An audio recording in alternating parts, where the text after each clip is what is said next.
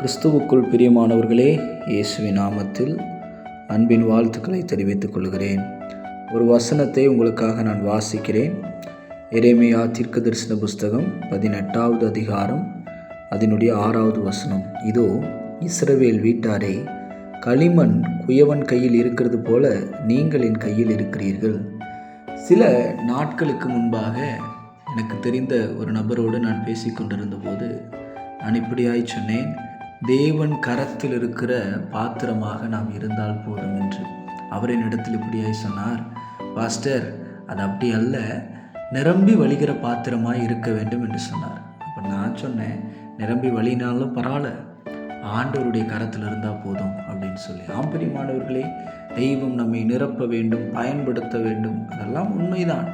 ஆனால் பயன்படுத்தினாலும் பயன்படுத்தாவிட்டாலும், நிரப்பினாலும் நிரப்பாவிட்டாலும், குயவன் கையில் இருக்கிற அந்த பாண்டத்திற்கு குயவன் ஒரு நோக்கம் வைத்திருக்கிறார். நீங்களும் நானும் ஆண்டவருடைய கரத்தில் இருக்கிறோம். நம்மை குறித்து தெய்வம் ஒரு நோக்கம் வைத்திருக்கிறார்.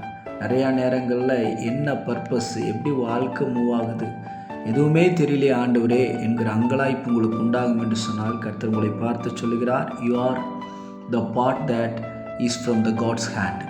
நீங்களும் நானும் தேவன் கரத்தில் இருக்கிற பாத்திரமாக இருக்கிறோம். கர்த்தர் உங்களை ஆசீர்வதிக்கட்டும். God bless you.